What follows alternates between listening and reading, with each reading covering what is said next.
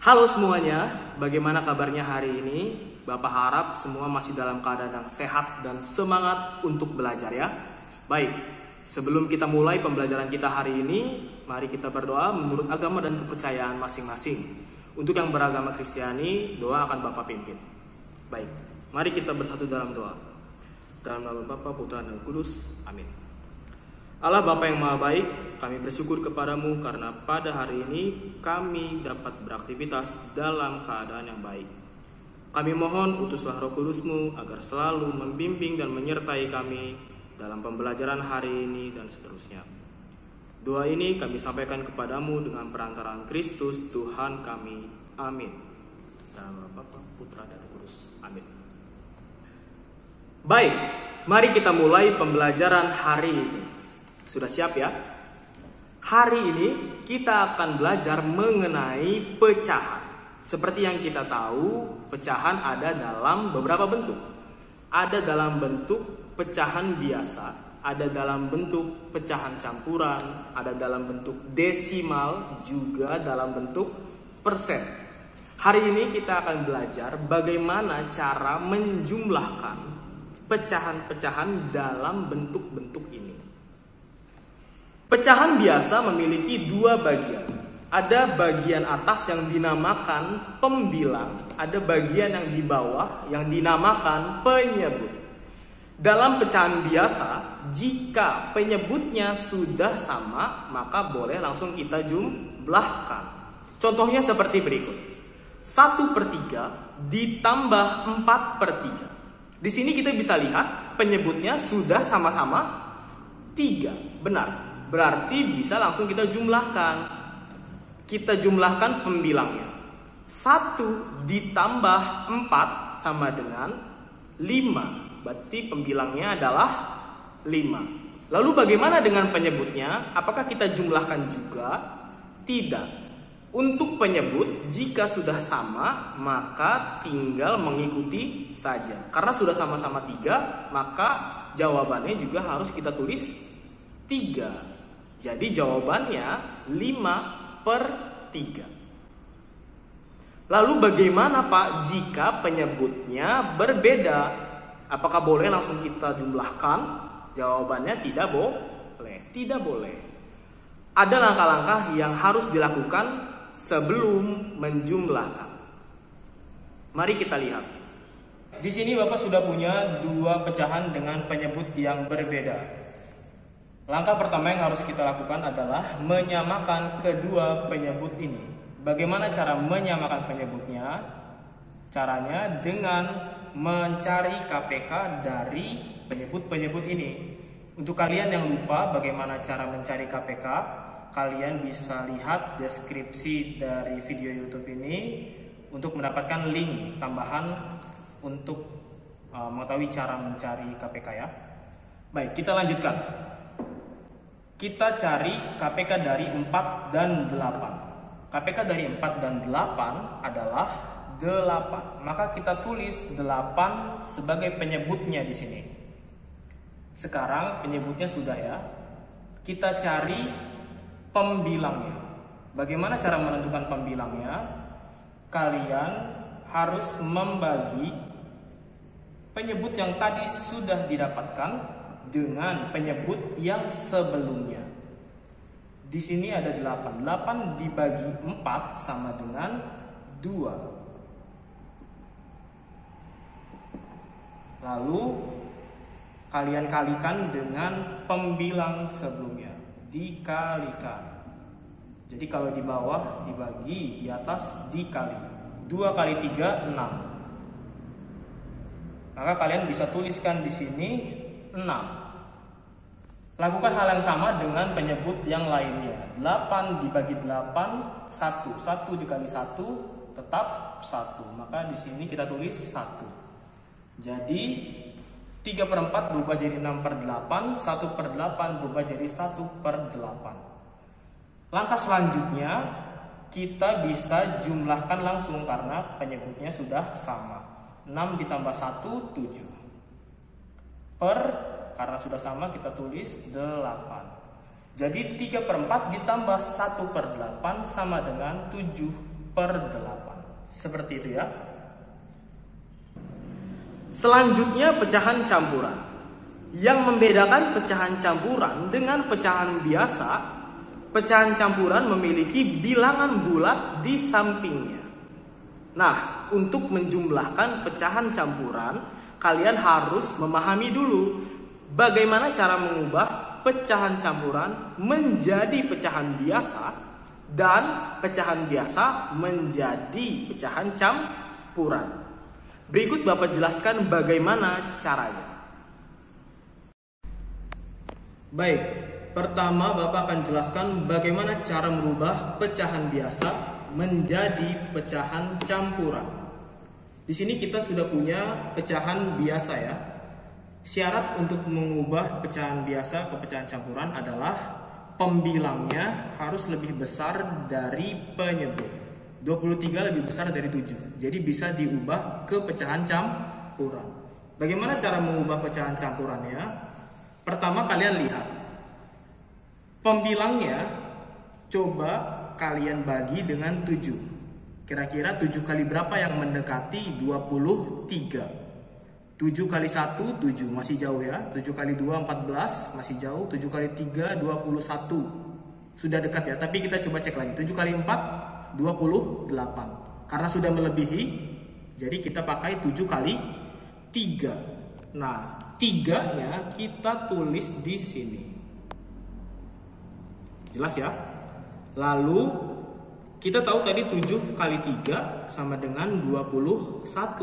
Belum sama dengan 23. Maka sisanya kita taruh di atas sebagai pembilang. 21 dengan 23 selisihnya adalah 2. Atau 23 dikurang 21 sama dengan 2. Kita tulis pembilangnya 2. Lalu untuk penyebutnya harus kita samakan 7. Jadi jawabannya 32 per 7. Selanjutnya cara mengubah pecahan campuran menjadi pecahan biasa. Di sini ada pecahan campuran yang berbeda dari yang di atas ya. 2, 3 per 4. Bagaimana cara mengubahnya? Cara mengubahnya, kalian harus kalikan dulu 4 dengan 2, lalu ditambahkan 3. 4 kali 2, 8. 8 tambah 3, 11. Maka kalian bisa tulis penyebutnya 11. Pembilangnya 11. Lalu untuk penyebutnya kita samakan 4. Jadi hasilnya 11 per 4. Seperti itu.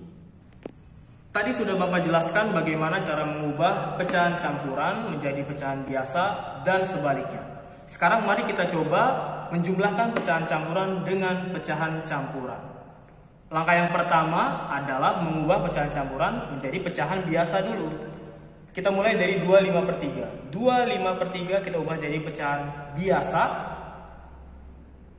Seperti tadi caranya. 3 dikali 2, 6. Lalu ditambah 5. 6 tambah 5 sama dengan 11. Penyebutnya kita samakan 11 per 3. Lalu 3 1 per 2. 2 dikali 3, 6. 6 ditambah 1, 7. Kita tulis 7 pembilangnya, penyebutnya kita samakan 2. Maka sudah jadi pecahan biasa. Langkah yang kedua adalah menyamakan penyebutnya. Karena penyebutnya belum sama, maka harus disamakan dulu.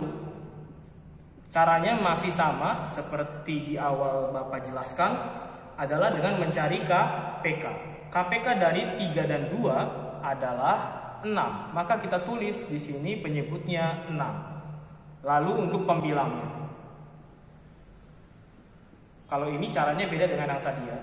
Harus dibagi. 6 dibagi 3 sama dengan 2. Lalu 2 dikali 11. Bawah dibagi, atas dikali. 2 dikali 11 sama dengan 22.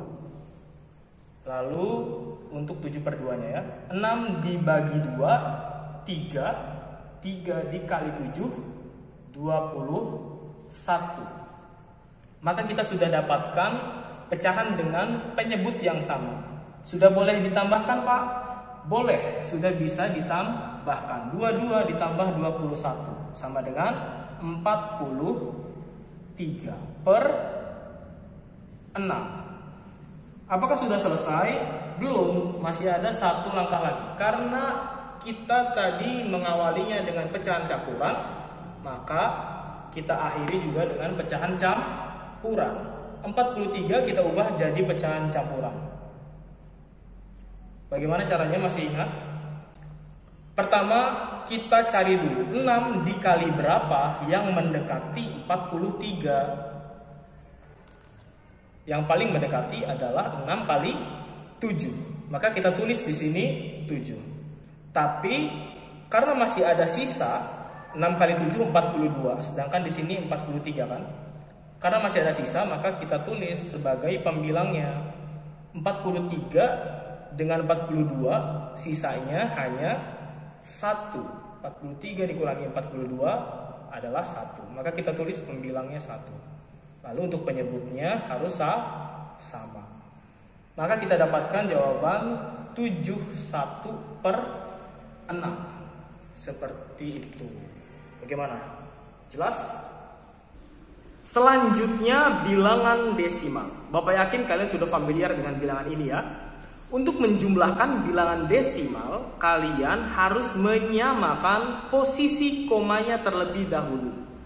Contohnya seperti ini. Kalian bisa lihat di samping 21,26 ditambah 154,1. Kalian bisa lakukan penjumlahan ke bawah seperti biasa ya. Tapi dengan catatan posisi komanya harus sejajar, harus sama. Sekarang kita samakan posisi komanya.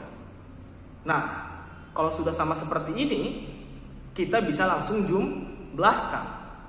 Tapi Pak, saya bingung karena ada angka yang tidak ada temannya. Di situ ada angka yang tidak ada temannya ya. Angka 1 di sebelah kiri dan angka 6 di sebelah kanan. Kalau tidak ada temannya, kalian bisa tambahkan 0 di sana supaya jadi ada temannya. Seperti ini. Ya. Jadi lebih mudah menjumlahkannya ya. Nah, kalau sudah seperti ini, kita bisa langsung jumlahkan. 6 ditambah 0, 6, 2 tambah 1, 3, 1 tambah 4, 5, 2 tambah 5, 7, 0 tambah 1, 1. Jadi hasilnya adalah 175,36. Seperti itu. Mudah ya? Yang terakhir adalah bilangan persen. Bapak yakin kalian sering atau pernah lihat bilangan ini di berbagai tempat ya. Nah, persen sendiri artinya per 100. Jadi kalau misalnya kalian pernah lihat ada tulisan 30% misalnya, artinya 30/100. Lalu Pak, bagaimana kalau sebaliknya? Kalau saya lihat ada pecahan 70/100, apakah itu artinya sama dengan 70%? Sama.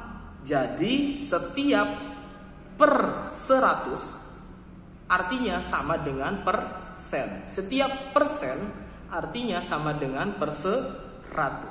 50/100 artinya sama dengan 50%. Seperti itu.